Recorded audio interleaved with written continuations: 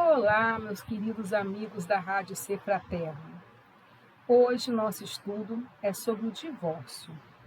Então, a gente vai analisar o divórcio na visão espírita. Existe divórcio bom ou divórcio ruim? Então, vamos analisar isso pela ótica do espiritismo. Primeiro, vamos entender o que é o casamento, né? Pela definição legal do artigo 1511, CC, o casamento estabelece comunhão plena de vida, com base na igualdade de direitos e deveres dos cônjuges. Né? Então, é uma união entre duas pessoas que se estabelecem, né, numa comunhão plena. Eles concordam, né, em dividir a vida juntos, sempre baseado na igualdade de direitos e deveres dos dois. E como que a doutrina espírita enxerga o casamento? Então, eu fui lá no Livro dos Espíritos, questão 696, e peguei um comentário de Allan Kardec sobre isso. Ele diz o seguinte: o casamento constitui um dos primeiros atos de progresso nas sociedades humanas, porque estabelece a solidariedade fraterna e se observa entre todos os povos, se bem que em condições diversas. Então, ele deixa bem claro que o casamento foi um dos primeiros atos que mostrou que a sociedade estava progredindo, né? Estava se humanizando, né? Estava sendo menos por causa, né, de cada um por si, né? E eles começaram a se unir, né, para poder conviver, trocar ideias, né? E esse ato foi um dos primeiros, né, que mostrou o quanto a sociedade humana estava progredindo. Francisco Cândido Xavier, Chico Xavier, né, no livro Vida e Sexo, ditado pelo Espírito de Emmanuel, diz o seguinte: casamento ou a união permanente de dois seres implica o regime de vivência pelo qual duas criaturas se confiam uma à outra, no campo da assistência mútua. Então, ele diz que dois seres, né, concordam em viver juntos, duas criaturas se confiam uma na outra, né, para ter uma assistência mútua, onde um vai sempre ajudar o outro. Martins Peralva, no livro Estudando a Mediunidade, destaca que existem diferentes tipos de casamento, né, diferenças espirituais relevantes. Então, ele classifica o casamento como acidentais, provacionais, sacrificiais e afins. O que vem a ser o casamento acidental, né? Os casamentos acidentais é o encontro de duas almas inferiores, né, por efeito de atração momentânea. Atração, né, pode ser sexual ou uma paixão. Eles se olham, se gostam, acham que estão bem, que estão afins e resolvem se casar, né? Não param para realmente entender que o casamento tem outras coisas além dos aspectos físicos, dos desejos, né, da atração daquele momento. Então, a gente diz que é acidental. Às vezes, as pessoas se casam, se olham, se gostam, resolvem se casar, né? E aquilo não vai levar a grandes coisas. Provacionais, o nome está dizendo, vem de provas, né? Reencontro de almas para reajuste, né? Os reajustes necessários à evolução de ambos, dos dois. Então, esses tipos de casamento é uma prova para os dois. Os dois estão ali para aprender. Um aprende com o outro, um ensina o outro. Os dois estão ali para se reajustarem. Sacrificiais, o nome está dizendo, né? Alguém está fazendo algum sacrifício. Então, é o reencontro de uma alma iluminada com uma alma mais inferior, com o objetivo de redimi-la, de ajudá-la a evoluir. Então, alguém, um espírito mais evoluído, se sacrifica, né, a reencarnar e casar com alguém que é menos inferior para ajudá-lo a se redimir, a buscar alguém que está, um espírito que tenha dificuldade, né, nas suas escolhas, de encontrar a evolução espiritual, de fazer, né, o reajuste, né, de seus pensamentos, da sua vida, a reforma íntima, e ela se sacrifica para ajudá-los, né? E o casamento afins. Afins está dizendo, é afim com o outro, né? Tem uma afinidade. É o reencontro de corações amigos. Então, é além do material, do carnal, né? Eles são amigos, são espíritos afins para a consolidação de afetos transcendentes, né? São almas já engrandecidas no bem, né? Que se buscam para realizações imortais. Então, eles se unem às vezes para fazer grandes coisas, grandes progressos, alavancar a humanidade, ajudar, né? Vamos pensar assim, Allan Kardec e a esposa dele, né? Se uniram e juntos, né? Buscaram, trabalharam, e tantas outras, né? Que a gente, pessoas, casais que a gente conhece, que juntos conseguem realizar grandes coisas. Então, a formação da família na ótica espírita diz que é um instituto da família organizado. Ele pergunta, né, na verdade, né, na questão 175 do livro Consolador, ele pergunta o seguinte: o Instituto da Família é organizado no plano espiritual antes de projetar-se na Terra?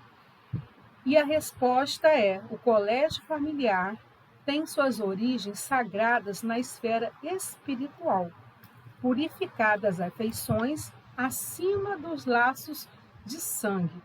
O sagrado instituto da família se perpetua no infinito através dos laços imperecíveis do espírito. Então, né, dentro do colégio familiar, né, existe uma origem sagrada, né, dentro dessa esfera espiritual. Então, ali as afeições são puras, estão além do laço de sangue, além de ser, né, do mesmo sangue, de estar numa mesma família. Na verdade, esse instituto familiar, ele é infinito, né?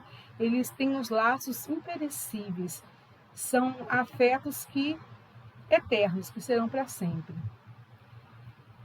Então, há duas espécies de famílias: as famílias pelos laços espirituais e as famílias pelos laços corporais. Então, famílias que são formadas pelo laço espiritual, que tem, né, uma missão maior, e os laços corporais, que precisam uma ajudar a outra, ou um ajuda o outro, né, para poder se aperfeiçoar. No Evangelho segundo o Espiritismo, capítulo 14, temos o seguinte: duráveis, as primeiras se fortalecem pela purificação e se perpetuam no mundo dos espíritos. Nesse caso, está falando das famílias de laços espirituais. Elas são duráveis, são famílias que duram, né? Elas se fortalecem pela purificação e se perpetuam no mundo dos espíritos. As segundas, no caso as famílias de laços corporais, são frágeis como a matéria, se extinguem com o tempo e muitas vezes se dissolvem moralmente, já na existência atual, que a gente conhece como, né, divórcio, separação, desquite. Então, nós temos o seguinte: Divaldo Pereira Franco, né, no SOS Família, pelo espírito de Joana de Anjos, diz o seguinte: a família representa o clã social, ou de sintonia por identidade, que reúne espécimes dentro da mesma classificação. Juridicamente, porém, a família se deriva da união de dois seres que se elegem para uma vida em bem comum, através de um contrato dando origem à genitura de uma mesma espécie. Então, o que seria o divórcio, né? O divórcio é quando essa família se desfaz, né? Então, pelo direito potestaivo, né, é o rompimento do vínculo conjugal reconhecido pela lei. Isso é o divórcio, né? A lei diz o quê? O Código Civil Brasileiro, artigo 1571, né, diz que a sociedade conjugal termina, aí tem, né, vários itens. O item 4 diz que termina pelo divórcio. Então, o divórcio é o que rompe esse vínculo conjugal. Bom, também existem tipos de divórcio. Tem o litigioso e consensual. Litigioso quando há conflitos entre cônjuges, né? O mais comum é quando um deseja terminar o vínculo e o outro não. Deverá obrigatoriamente ser ajuizada uma ação judicial para esse divórcio acontecer. Já o consensual é quando não tem divergências, né? Os dois concordam em se divorciar e poderá ser pelas vias judicial ou extraconjugal. Bom, vamos entender então o vínculo conjugal versus família, né?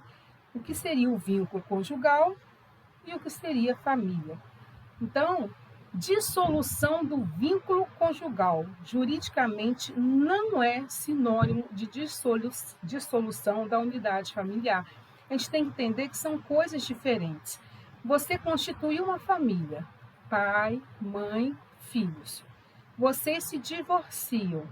Divorcia o homem da mulher, né? O marido da esposa, né? Porém, a gente tem que entender que isso não quer dizer que aquela família está se dissolvendo, né? A unidade familiar, ela não pode ser dissolvida. A família é família, né? Então, a expressão de vínculo conjugal não foi encontrada na obra de Kardec, tá?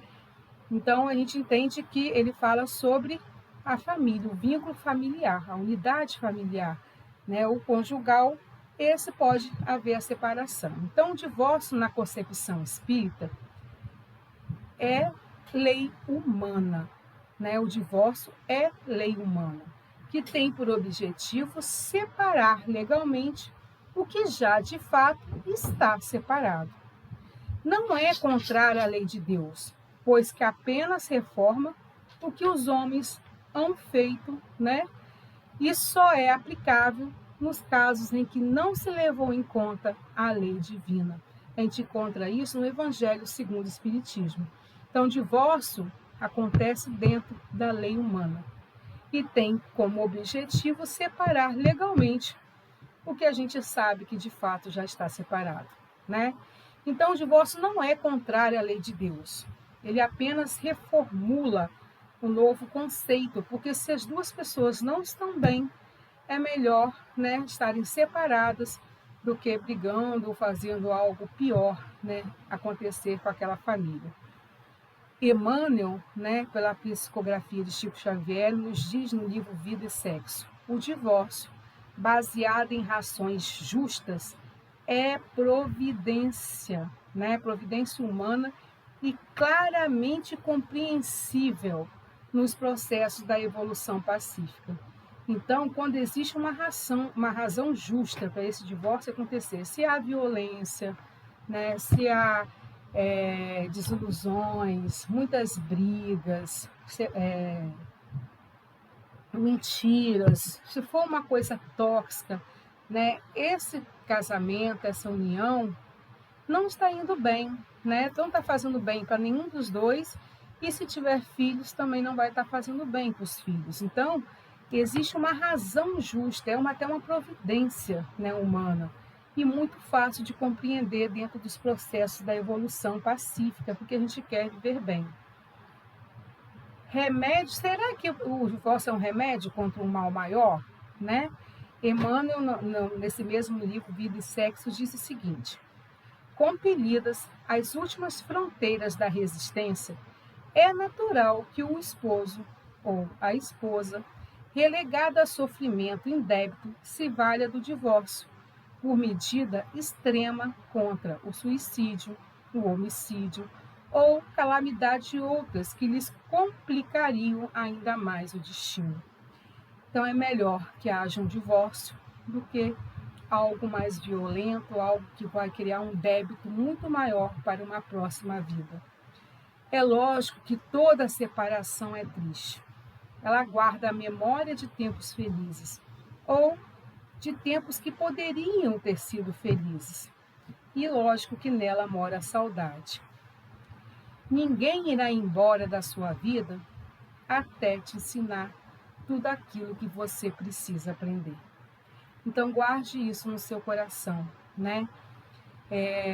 Segundo a visão espírita, o divórcio, ele é feito apenas ali, né, na escala da lei humana, né? Na lei espiritual, dependendo de como for esse tipo de casamento, né, se for de alma, se forem afins, esse divórcio não vai acontecer, né? O divórcio está acontecendo exatamente porque foi, né, um casamento por desejo, né, por paixão, ou que existiu um amor no começo, mas que não foi forte o bastante para continuar unindo esses dois, né, esse casal.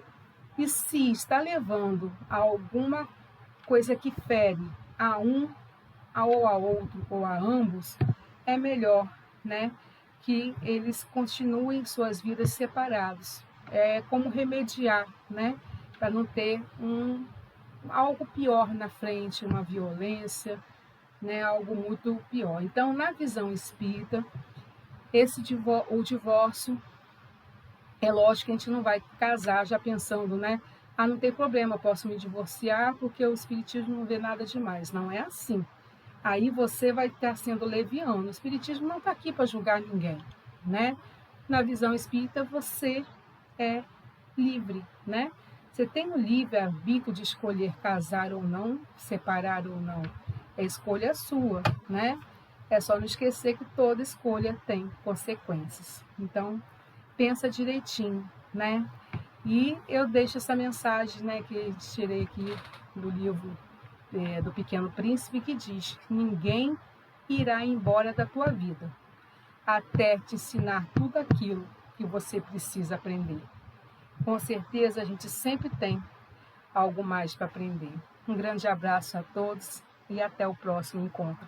Orem pelas famílias, orem pelos casamentos, né? Peçam sempre a Deus para mostrar qual é o melhor caminho, a melhor opção, a melhor maneira, né, de conviver bem.